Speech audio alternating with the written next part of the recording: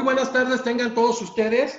Hoy continuamos con el ciclo de conferencias internacionales con motivo del festejo del aniversario de la Academia Mexicana de Derecho Juan Velázquez, de la cual tengo el honor de ser el presidente. Y bueno, hoy recibimos a un gran jurista, un extraordinario ser humano, al doctor Gustavo Arnulfo Quintero Navas. De verdad, Gustavo, decirte que eres miembro honorario de la Academia Mexicana de Derecho. Te mando a saludar todos los miembros, gente muy connotada, gente que ha trabajado muy fuerte en todo este proceso y que ahora están generando en 2 meses 122 conferencias a nivel nacional e internacional. Han hecho un trabajo titánico. Y bueno, Gustavo, qué bueno que te sumas a la fiesta de la Academia como miembro honorario de la Academia Mexicana de Derecho. Realmente muy complacido de compartir contigo.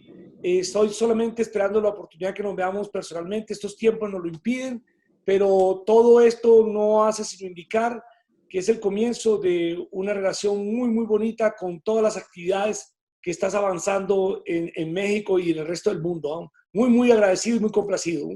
Al contrario, muy agradecidos nosotros y nos felicitamos a nosotros mismos teniendo un activo más de tu talla. Bueno, pues el doctor Gustavo Arnulfo Quintero Navas es doctor en Derecho Público por la Universidad de Nantes, Francia, profesor asociado de la Facultad de Derecho de la Universidad de los Andes, Bogotá, Colombia. Tiene maestría en Derecho Interno Francés por la Universidad de Nantes, Francia. Especialización en Derecho Administrativo por la Universidad Externado de Colombia. Es consultor y asesor en temas de derecho público, entre otras muchas cosas, y hoy miembro honorario de la Academia Mexicana de Derecho Juan Velázquez. Bueno, pues el doctor Gustavo Arnulfo Quintero Navas abordará el tema medidas cautelares y el juez administrativo en Colombia. Un juez garante de la eficacia del derecho, pues nos lo va a decir nuestro amigo Gustavo. Gustavo, ¿cómo funciona la justicia administrativa en Colombia? Este es un punto muy interesante para las relaciones jurídicas que puedan existir entre México y Colombia, porque ustedes, tengo entendido, y esto lo hablo simplemente bajo tu autoridad, son un Estado federal, sí. Y entonces pues hay todas unas tensiones que nosotros como una república unitaria en Colombia no tenemos. Y eso es como realmente uno de los puntos más importantes para entrar a conversar con los amigos mexicanos y de otros países sobre esa particularidad. Que estamos muy cerca de ser unitarios, porque tenemos un 73 donde enmarcan las facultades del Congreso y cada vez está más grande, así es de que estamos acercándonos mucho a Colombia. La tendencia es a borrar las fronteras del federalismo y buscar cómo se centraliza. Digamos que esa es la gran tendencia, que no siempre es afortunada, porque los procesos de federalismo o de centralismo, por lo menos en Colombia, obedecieron a unas guerras impresionantes. Todo el siglo XIX estuvo lleno de unas guerras por definir si nosotros íbamos a ser federalistas o centralistas. Y esto en un país como Colombia tenía una importancia inmensa, porque era una república incipiente, con muchas necesidades, y entonces, por ejemplo, dejar el poder en lo local era perder la posibilidad de nosotros podernos constituir en una gran república, sobre todo por temas que todos conocen, como el conflicto armado, temas en donde se encontraron los paramilitares y la guerrilla. Entonces, en aquellas zonas, y para que tú veas, Jesús, cómo fue importante esto, que aunque nosotros siendo una república unitaria, teníamos una percepción de que había unas zonas que eran federalismos, entre comillas, porque eran controlados por los sectores armados que estuvieron en el conflicto. Entonces, para nosotros esto fue muy importante. En relación con esto, entonces, Colombia, y es una idea que me gusta a mí lanzar en esto, es cómo hemos logrado hacer un derecho muy interesante en la guerra, en tiempos difíciles, como si fueran dos vidas. Una vida, la jurídica, y otra vida, la real. De hecho, eso es un poco el tema que he propuesto hoy, que ha sido como lo que a mí me ha interesado desde el punto de vista académico. Es la diferencia entre la norma y la realidad. Es como verificar qué es lo que realmente llega al ciudadano. Y ese fue uno de los combates más grandes que hubo en Colombia. Y de esa manera Colombia decidió adoptar fundamentalmente la figura francesa de la estructura de la justicia colombiana. Sin las mismas razones francesas, obviamente. Francia tiene una jurisdicción ordinaria en donde está el juez garante de las libertades individuales, y había un juez, entre comillas, administrativo, que fue como una extensión de la administración para que controlara las decisiones de la misma administración, y era por una razón esencial, y es que tenía que haber alguien que realmente conociera la actividad de la administración, y que como la conocía, tenía los elementos para poderla juzgar, y el criterio para poderla juzgar. Eso lo llamaba el profesor Rivero el juez que gobierna, porque en realidad era un juez que se introducía en los meandros de la administración para poder determinar cómo ella funcionaba. Ahora, lo loable es que ese fue digamos, un juez, entre comillas, repito, que realmente sí fue un gran juez, porque construyó todo un sistema de ese derecho. Y Colombia se dejó seducir por este modelo. Y entonces empezamos a hablar desde 1886, que nos convertimos en República Unitaria, en la necesidad de que hubiese un día un juez administrativo.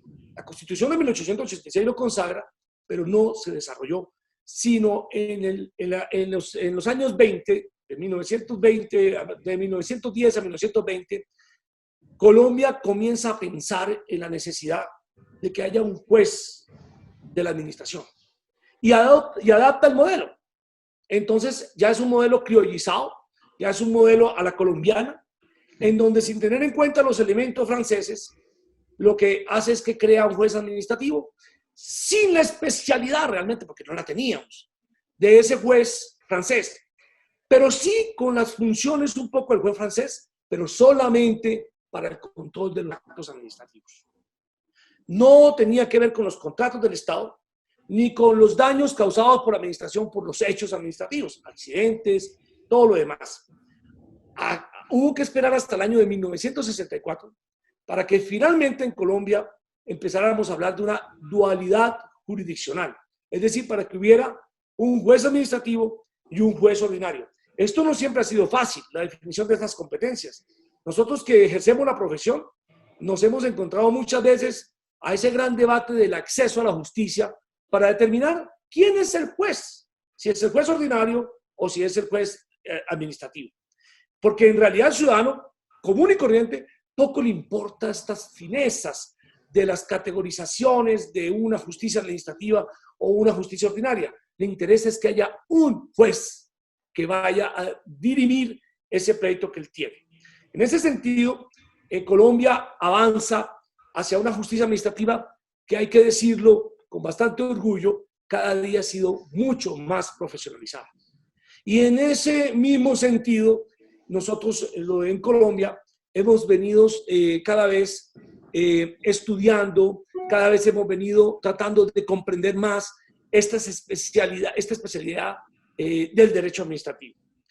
En 1991 es un hito importantísimo para la historia colombiana, porque en ese año nosotros implementamos un nuevo constitucionalismo. Tú lo debes saber ya muy bien, sí, la Constitución de 1991. Al punto, Jesús, que aquí la gente cree que antes del 1991 no había nada. La gente cree que solamente el derecho colombiano surge en 1991. Y hay que contarles que nosotros que estudiamos antes del 91 y que vivimos antes del 91, también desarrollábamos ciertas teorías políticas y que teníamos cierto ánimo para estar pensando en derecho. Pero sí es cierto que con la Constitución del 91 hubo un revolcón importante en la concepción del derecho colombiano. Por ejemplo, copiamos de ustedes una figura fabulosa, el derecho de amparo. La tutela. La tutela. La tutela es tan importante que si tú vienes a Bogotá, cuando vengas, te subes en un taxi y el taxista es experto en tutela. Que si vas a hablar a un restaurante, te hablan de tutela. Es el mecanismo más popular, que si se presentan las elecciones presidenciales, sale elegido. Y además sería la primera mujer presidenta porque es la tutela. La tutela realmente es una de las grandes conquistas que el derecho colombiano logró. Pero eso también tiene su lado negativo. Tiene su lado negativo porque tampoco es sano que una república como la colombiana, que nos ofreció abundantes derechos en esa Constitución del 91, incluso como el derecho al amor, cuando yo pienso que el amor no se puede ni mendigar, el amor surge de los niños, dice el artículo 44 de la Constitución, nos lleva a que hoy día casi que la tutela ya no se volvió un mecanismo judicial, sino que se volvió un requisito administrativo pacífico. Casi que te pueden decir, intenta la tutela y después de la tutela aquí tienes el formato, entonces sí te podemos, cuando el juez lo decida, darte los medicamentos. Se volvió en ese mecanismo. Entonces, ¿qué tiene Colombia? Colombia tiene una jurisdicción administrativa y tiene al mismo tiempo una justicia ordinaria. Es importante, Jesús, y esto lo digo con mucho orgullo, incluso a los franceses se lo digo con mucho orgullo, que Colombia implementó una figura en la justicia administrativa muy interesante, y es la que haya 3 instancias de jueces. En Colombia, desde el año 98, pero fue implementado unos años más adelante, tenemos la figura más hermosa que hay en derecho administrativo, que es el juez administrativo. Ese juez administrativo es un juez local. Y por ejemplo, en Bogotá hay más de 60 jueces administrativos.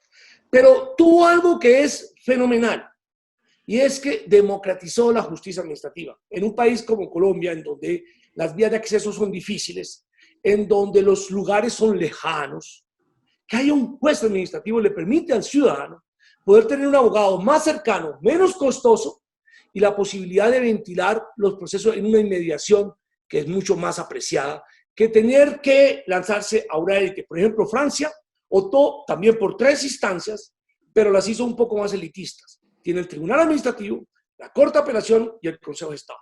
Bueno, esto es como para comenzar un poco nuestra conversación, porque yo ya he visto tus intervenciones y sé cómo conoces ya aspectos del derecho colombiano. Entonces, digamos que esta es mi introducción. Ese conocimiento que tienes del derecho colombiano y esa formación en la Universidad de Nantes, bueno, imagínate, Gustavo. Ya hace muchos años en la Universidad de Nantes. Entonces, no importa, pero ni modo que ahí está, ahí se queda, Gustavo. Gustavo, ¿qué tan eficaz es precisamente esta justicia administrativa en Colombia? Yo ejerzo la profesión como abogado, especialmente, fundamentalmente, en derecho administrativo. Y tengo que estar todos los días en contacto con la justicia administrativa. Pero es importante señalar que en Colombia tenemos 2 espacios de justicia en mayúscula administrativa.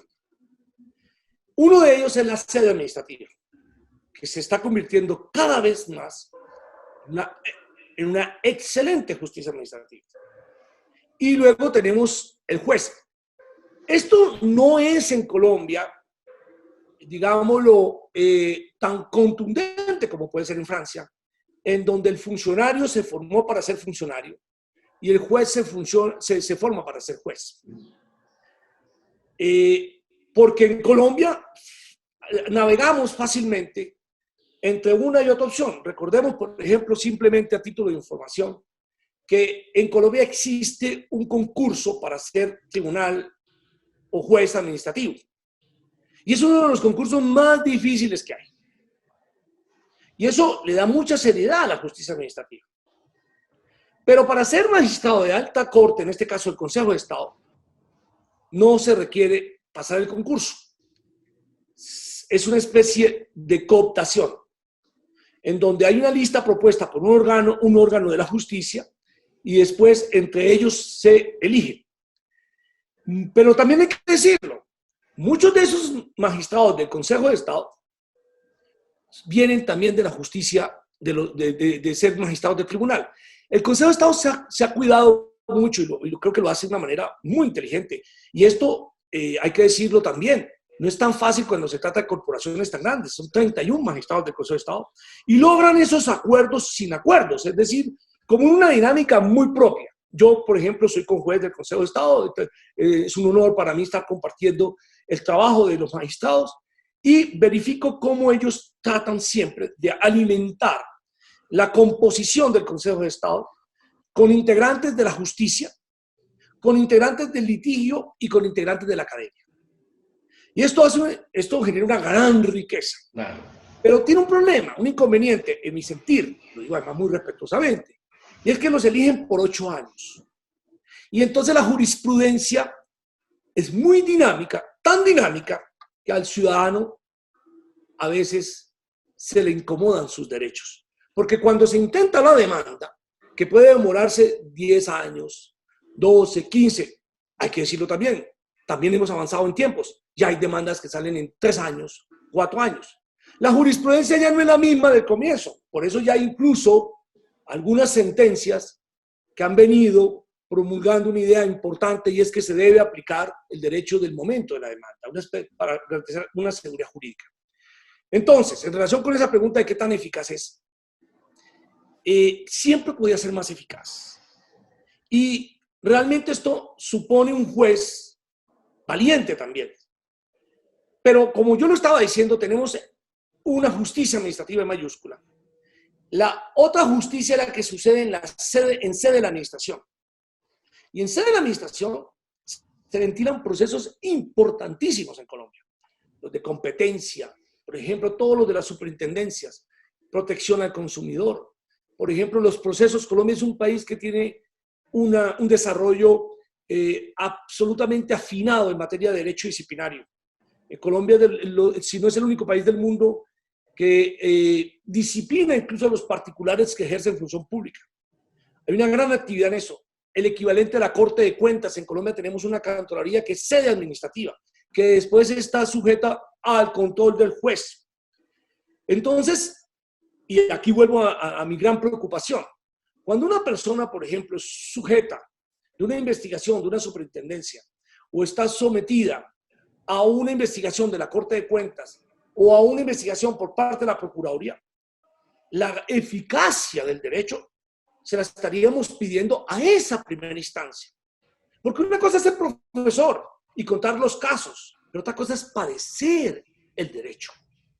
Son cosas que cuando nosotros estamos en la profesión como abogados, nos volvemos, y lo he dicho seguido, apreciado Jesús, dejamos de ser abogados y nos convertimos en psiquiatras jurídicos. Porque tenemos que manejar esa angustia existencial de la persona que tiene que dar explicaciones.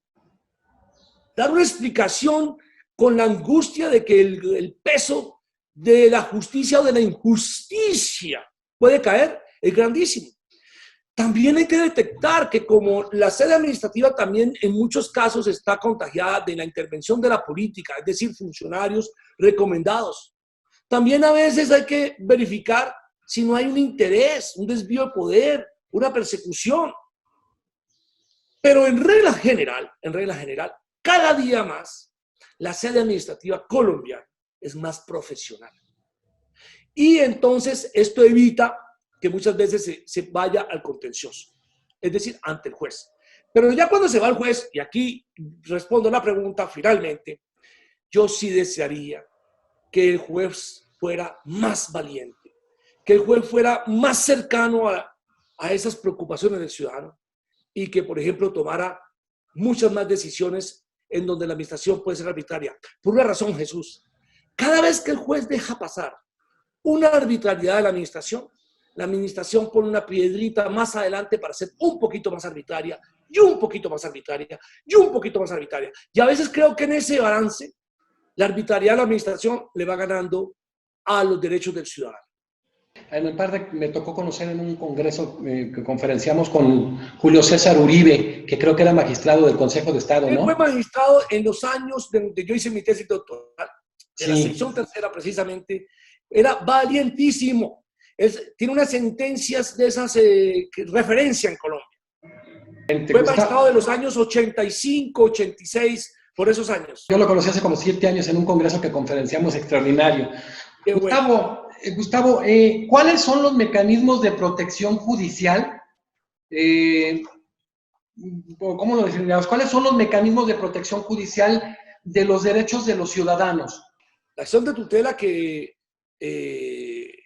al principio pues generó todas las intervenciones judiciales más audaces que podamos imaginarnos, con críticas, con alabanzas, pero finalmente sí hay que reconocerlo.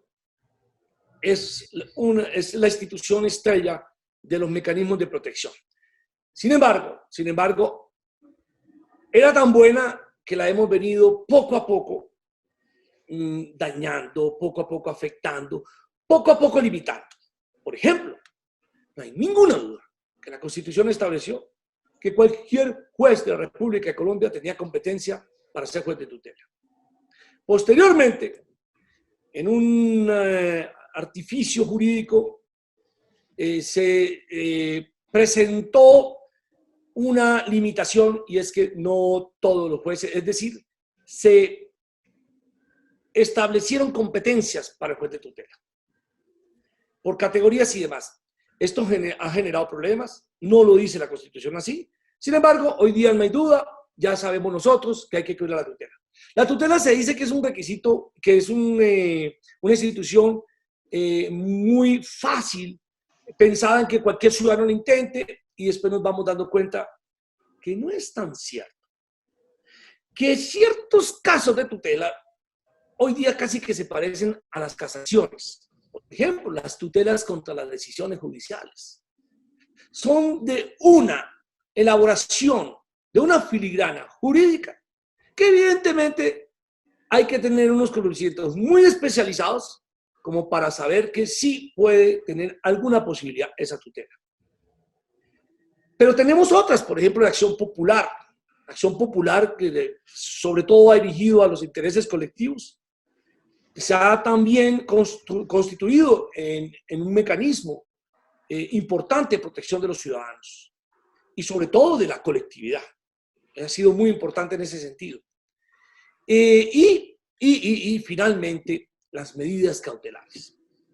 Y esto hay que decirlo, las medidas cautelares significaron un gran avance, pero también significaron un gran retroceso para la acción de tutela, por ejemplo. Porque cuando implementamos recientemente, en los últimos 10 años ha sido ese desarrollo, las medidas cautelares que ya existían, pero las readaptamos, las modernizamos, sobre todo en esa tendencia de un juez con poderes mayores, con poderes más importantes, con esos injunctions que son fundamentales para que el juez pueda resolver, pero al mismo tiempo desbordando un poco la línea en la separación de los poderes. Es decir, un juez que a veces termina administrando más que la misma administración, o una administración que le da miedo tomar decisiones, o que le parece más cómodo que sea el juez, para de esa manera también autoprotegerse de investigaciones de cualquier otro orden. Entonces, en medio de esto está el ciudadano, en medio de esta disputa. ¿Qué pasó con Jesús, por ejemplo? En algunos casos, antes de que se modernizaran las medidas cautelares, yo tenía mi acción de tutela. Hoy día el juez de tutela me dice, no señor, no procede a la tutela, porque usted tiene medida cautelar. Y yo intento mi demanda en la medida cautelar y se me puede demorar la sola admisión 5 meses, 6 meses. Y mi interés a proteger se ve completamente afectado. El horror llegó. El hacha de la arbitrariedad alcanzó a tocar el cuello del ciudadano. Y solamente quedará, en algunas hipótesis, la posibilidad de obtener la indemnización de los perjuicios. Entonces, digamos que ahí nosotros tenemos ese abanico de posibilidades con las que podemos contar y con las que todos los días estamos guerreando los abogados que ejercemos la profesión. Ya que abordaste tú el tema de las medidas cautelares, ¿cómo contribuyen estas medidas cautelares a la eficacia de la justicia administrativa, Gustavo? Bueno, digamos que esto es lo equivalente en penal, a los que les gusta el penal, a mí me gusta también, no lo ejerzo, a obtener la libertad. Hay abogados expertos solamente en libertades, en penal. Pues aquí es llegar al punto más interesante del ejercicio de la profesión. Es lograr el objetivo de parar la arbitrariedad de la administración. Parar la injusticia. El interés de acceder a la justicia administrativa, y recordemos que es una de las razones de ser del derecho administrativo, es la de frenar la tentación de arbitrariedad natural del gobernante. Para eso tenemos un juez administrativo, para que lo frene. evidentemente son armas ideales, son memoriales, son escritos que uno le presenta al juez, para que él detenga el bulldozer de la arbitrariedad. Y hay mucha ilusión cuando se presenta una medida cautelar. Los requisitos de las medidas cautelares están ya predeterminados en la ley. Pero la realidad es que la ley colombiana tiene ciertos límites que son interesantes para que la audiencia los entienda. Por ejemplo, uno de los aspectos más interesantes que se produjo con la introducción de nuestro Código Contencioso Administrativo es la de conceder la medida cautelar, perdón, de conceder el recurso de la medida cautelar en el efecto devolutivo. Me explico. Antes del Código Contencioso, si yo iba a intentar una medida cautelar, por ejemplo, porque me acaban de destituir arbitrariamente como funcionario público, y entonces yo solicito la medida cautelar, advirtiéndole al juez que la decisión fue arbitraria y las razones de la arbitrariedad, y tratando de objetivizar lo que más se pueda. Recordemos que uno de los elementos más difíciles en el ejercicio del derecho administrativo es desvirtuar la presunción de legalidad cuando hay desvío de poder, porque es entrar en la psiquis, es entrar en lo más íntimo que pueda haber y volver objetivo algo que pertinentemente es subjetivo. Para un juez, digámoslo, para que un juez conceda algo, sobre todo a priori, es muy difícil. Entonces, ¿qué pasaba? Si me concedía la medida cautelar antes del nuevo código, el recurso me lo concedían en el efecto suspensivo, es decir, que yo seguía por fuera del cargo. Y con los tiempos de la justicia colombiana, la segunda instancia se podía demorar año y medio, 2 años, y yo por fuera del cargo. Entonces, la reforma al código introdujo algo muy importante, y es que ahora se concede el efecto devolutivo. Es decir, que si me concede la medida cautelar de la destitución, inmediatamente vuelvo al cargo. Salvo que, y es una razón que yo todavía no he podido entender, porque me parece que es contra el ciudadano. Si concede la medida, y recordemos que en general, en la gran mayoría de casos que se llevan al contencioso, el demandante es el ciudadano y el demandado es la administración. Porque la administración viene ya jugando con una presunción de legalidad de su decisión. Entonces, si me la conceden, en general es a favor del ciudadano. En ese caso, si me la conceden, hay recurso de apelación. Hay recurso de apelación y se concede, como lo decía, en el efecto devolutivo. Pero si no me la concede, no hay recurso. ¿Esto qué implica, Jesús? Que hay como cierto atractivo para el juez a no concederla. Porque de esa manera no va a ser examinado por el superior. No va a ser vigilado por el superior. Es que nada más el solo hecho, Jesús, de que la ley hubiera dicho que se concede el recurso, ya pone en alerta al juez. Yo le coloco el ejemplo a los alumnos. Si ustedes alumnos no tienen la posibilidad de un recurso, el profesor puede ser arbitrario al calificar, porque sabe que está protegido por un manto absoluto de la no revisión.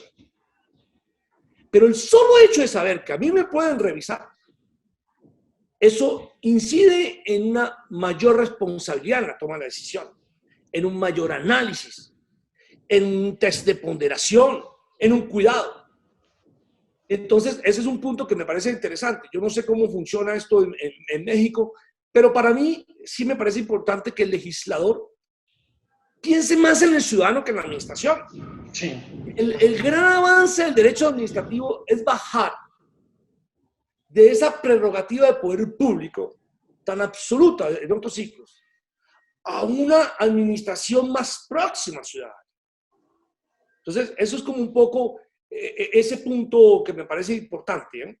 No, y precisamente con los estándares interamericanos, ¿no, Gustavo? Que se han tirado primero desde esa sentencia Hellman, que ya precisamente se extiende del tema del poder netamente judicial, y después el tema de la interpretación administrativa y judicial que se tiene que hacer conforme al derecho internacional, a la jurisprudencia de la Corte Interamericana. Jesús, qué bueno que tú toques ese tema, porque me faltó ese tema.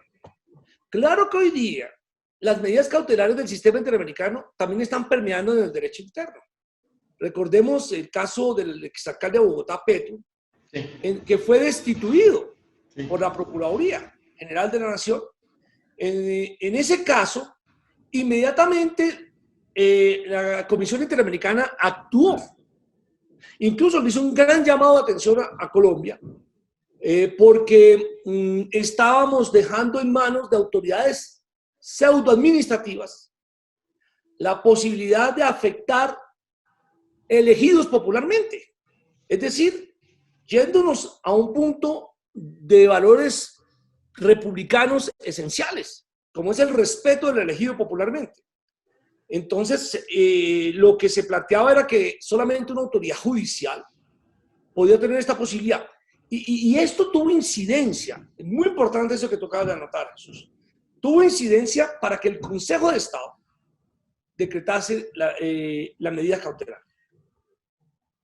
O sea, sí, y cada vez es más directo la relación del sistema interamericano, incluso del sistema universal. Mire, en este momento acabamos de tener una decisión importantísima, trascendental en Colombia, que es la de garantizar la doble instancia o un mecanismo de conformidad mejor en el caso de Andrés Felipe Arias. Sí. Y la Corte Constitucional se ha fundado esencialmente en una decisión del sistema interamericano. Pero a su vez, el Sistema Universal de Derechos Humanos había recomendado para Colombia que se garantizara esa doble conformidad. Entonces, fíjese que el abanico de las... Qué interesantísima esa intervención tuya, porque fíjate que tenía escondido ese punto, no lo había hecho visible cuando hoy día es de los más importantes en las medidas cautelares. Pero adicionalmente con algo que es también trascendental, Jesús. El temor de los estados a que el sistema internacional verifique qué pasa internamente, exacto, hace también que el juez sea mucho más cuidadoso en la toma de la decisión. Porque él sabe que va a tener impacto, que va a ser leído, que nos va a gustar a todos nosotros llevarlo a los coloquios, que vamos a hablar de eso, que es una especie de medida cautelar también. Nosotros también podemos hacer una medida cautelar. Es decir, cuando nosotros estamos generando este tipo de encuentros, cuando claro, conversamos entre nosotros, de pronto esos casos iniciales se pierden, pero así vamos también construyendo jurisprudencia, porque en mi opinión, Jesús, muy atrevida, la mejor jurisprudencia siempre ha pasado por las afugias de un abogado. En Colombia yo digo que muchos de los fallos no tienen nombre, como en Francia, pero realmente nosotros también somos unos colaboradores importantes de la construcción del derecho con nuestros alegatos, con nuestros escritos, porque escarbamos de manera absolutamente obsesiva siempre que tenemos a un cliente que está en un estado terrible para tratar de demostrarle a un juez. Recordemos que nuestra profesión no es ni más ni menos que el arte de la persuasión, es el arte de convencer. Y hay muchos elementos que en eso contribuyen. Qué buen punto has tocado, Jesús. No, y mira la empatía y la química que tenemos, Gustavo, porque, por ejemplo, tú que estuviste en la Universidad de Nantes, este tema del control de convencionalidad que hoy está tan en boga y que don Sergio García Ramírez lo acuñó, pues surge precisamente en Francia con sendas sentencias de la Corte de Casación, si no recuerdo, del 79, la de Sociedad Yaqués, y en el 85 el caso Nicolo, pero surge en Francia precisamente. El caso Nicolo fue es un fallo de principio. Porque además para los franceses fue muy complicado, porque ellos han sido muy orgullosos de su construcción jurídica y que de repente extrafronteras vengan a decirle qué tiene que hacer adentro. Fue un gran choque para esa construcción del derecho. Entonces, fíjate que sí tenemos hoy día cada vez más, porque es importante como para las medidas cautelares que sean más visibles los casos. Porque en la medida que lo sacamos de la casa, de lo local, todo el mundo toma mayor cuidado, digamos, en la construcción de ese nuevo derecho. Ahora, cada caso, Jesús, cada caso, significa una angustia de muchos años, de un cliente, de un ciudadano. Ese ciudadano es un héroe, porque es casi que su vida entera la que sirve para que nosotros lo leamos rápido. Caso Nicolo, Nicolo sufrió. O sea, todos esos son temas que uno dice, ¿qué habrá pasado?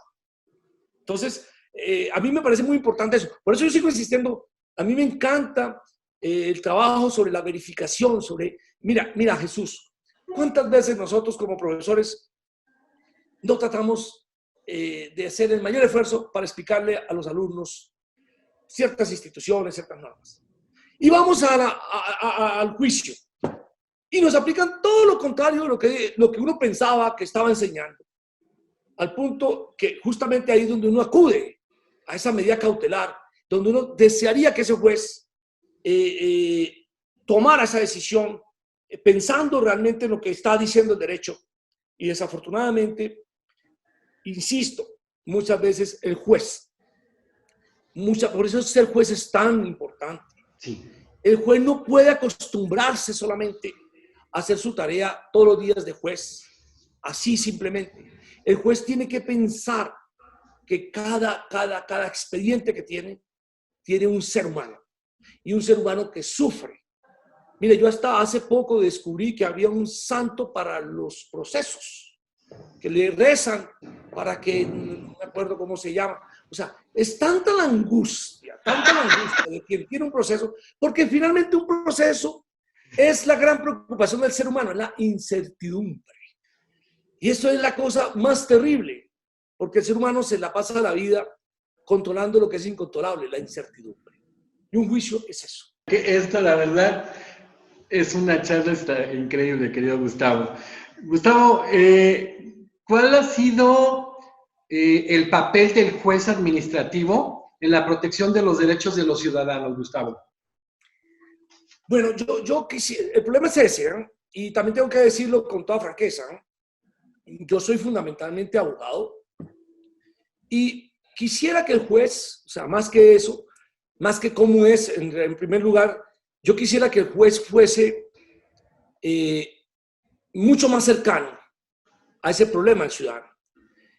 Cada vez constato, Jesús, cómo esa presunción de legalidad es tan difícil de desvirtuar. Cómo el juez hace un gran esfuerzo por defender la administración. Cómo el juez lucha para que los intereses de la administración salgan protegidos. Porque no está bien visto que la administración pierda. Y eso me parece a mí que es un punto que deberíamos serenamente conversarlo, serenamente revisarlo. Cómo las posiciones en algunos casos que parecen normales, fáciles, para que sean examinadas por un juez, finalmente terminan confirmando una decisión que puede ser arbitraria. Ahora, ¿qué pasa? Sí, a veces, y entonces aquí hay que hablar del juez, la segunda instancia. La segunda instancia concede razón al ciudadano. Ya es muy tarde. Es extremadamente tarde. Por eso, mucha garantía también mata la garantía. Tiene que haber un punto razonable para que se hagan efectivos los derechos. Y desde esa perspectiva, yo sí considero que sería más importante, o sea, por eso yo insisto, se requieren jueces que sean un poco más valientes para que se vayan protegiendo cada vez más los intereses de esos ciudadanos. Miren, hay situaciones complicadísimas en Colombia, de personas que son condenadas por la Corte de Cuentas a pagar 25 mil millones de pesos. Digámoslo en dólares, para que entendamos más o menos, una persona puede ser condenada a Colombia a pagar más o menos, en un caso, por ejemplo, 5 millones de dólares. Yo tengo que decirle al cliente, hay una noticia mala y una noticia buena. La mala es que te condenaron a pagar 5 millones de dólares. Un funcionario.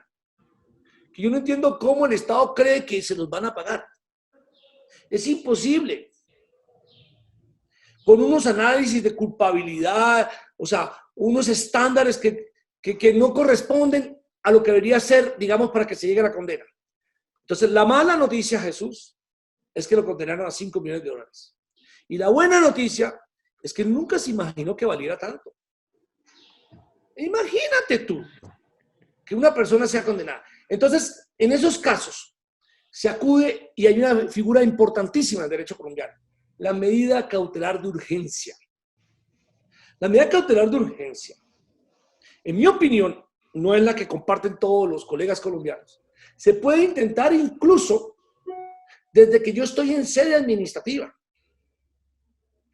Y yo le puedo decir a ese funcionario que ya tiene sesgo, que lo veo arbitrario, por ejemplo, en la adjudicación de un contrato público, de esos contratos de hacer el metro o el contrato de una carretera, y uno nota que puede haber un direccionamiento. En mi opinión, el derecho colombiano permitiría a que yo fuese ante el juez y pidiese la suspensión de ese procedimiento hasta que no se verifiquen algunas cuestiones. Y esto ayudaría muchísimo a todo el sistema y no esperar que se adjudique y después demandar y entrar en toda una serie de procedimientos penales y demás. Pero, por ejemplo, con esa medida cautelar, el juez puede de oficio decretarla. Además, el juez goza de varios elementos para esa medida cautelar. Las medidas casi que es infinito, son innominadas.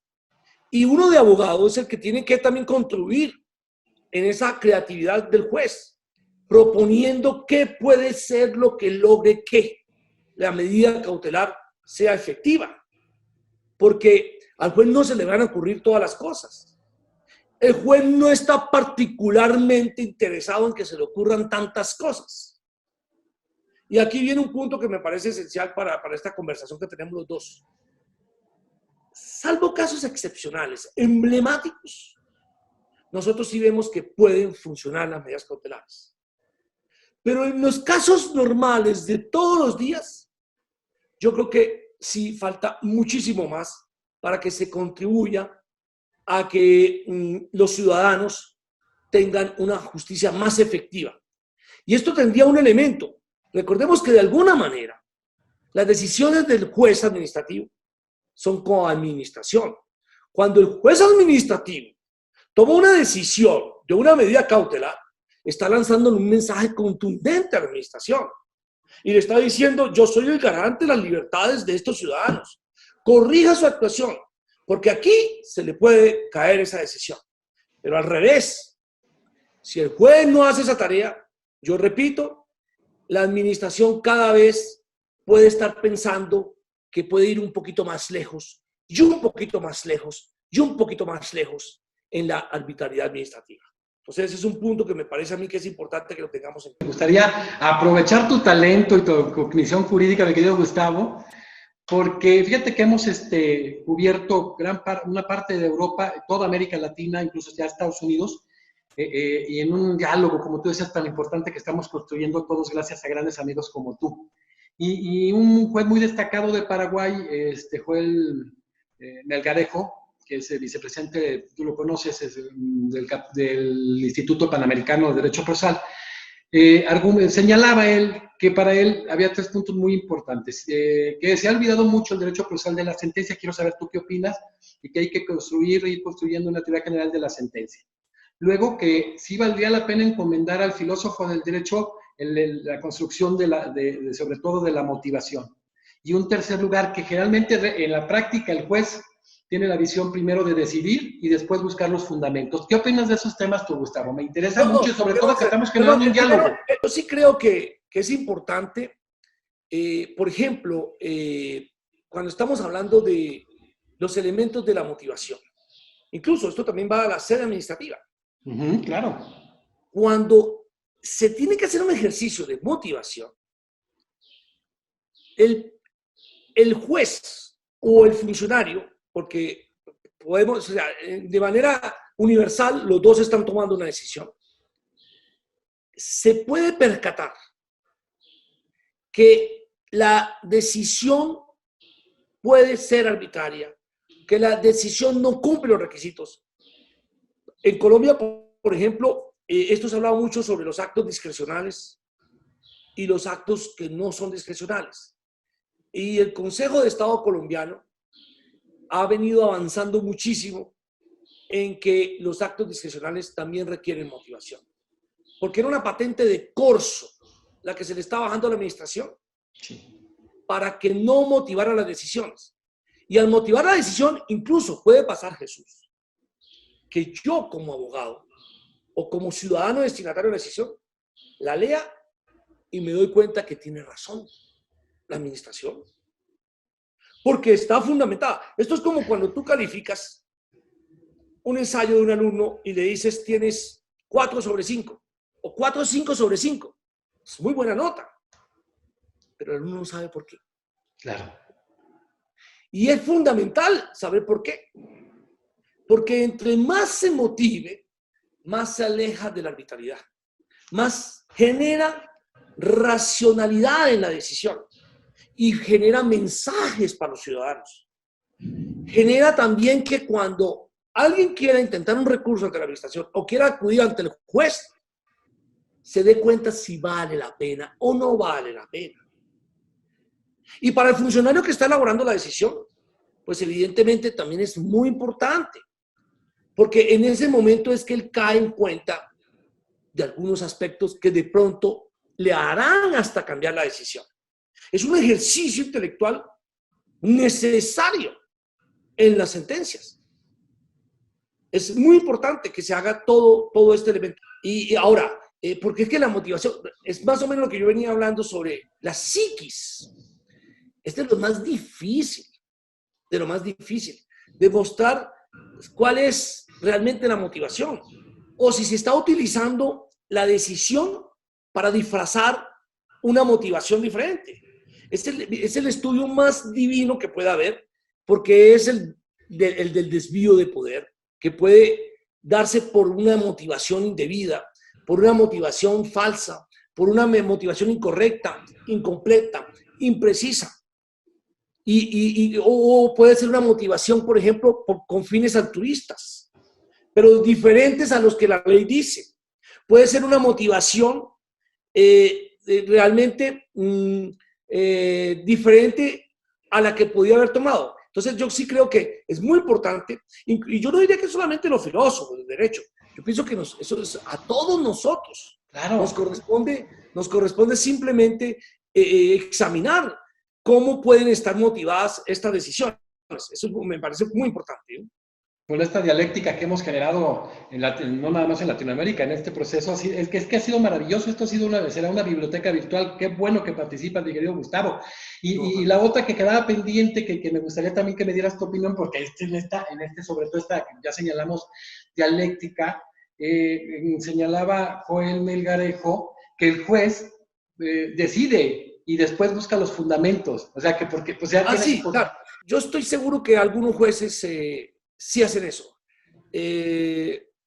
Duncan Kennedy venía trabajando un poco sobre ese tema, de cómo el juez primero toma una decisión y después la justifica.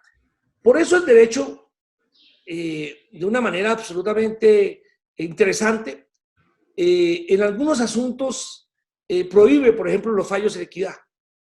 Y yo no sé hasta qué punto, dónde está la frontera, el umbral entre la equidad y el derecho, pero sí, yo sí creo que eso puede suceder, y eso hace que empiece a elaborar toda una teoría y genere unos cambios jurisprudenciales importantísimos, porque el caso lo choca, seduce, y el caso lo lleva a revisar cómo logra hacer justicia. Y es donde se empiezan a construir otro tipo de argumentos, de situaciones, de estudio, pero finalmente, claro, lo deseable es que con el caso en concreto, llevándose a estudio total las pruebas que se tienen y demás, al final hay una conclusión. Ahora, esto también releva un poco del resort de la convicción. Primero tomó la decisión y después la argumentó.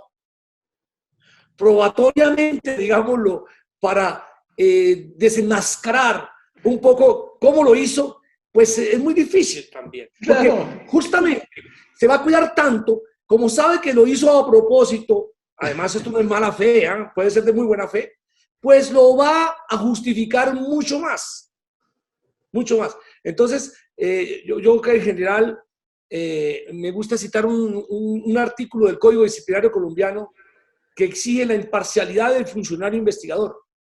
Y yo digo, es que, pero si eso se supone. Pero claro, es que tal vez en la norma lo establece porque tal vez casi nadie es imparcial.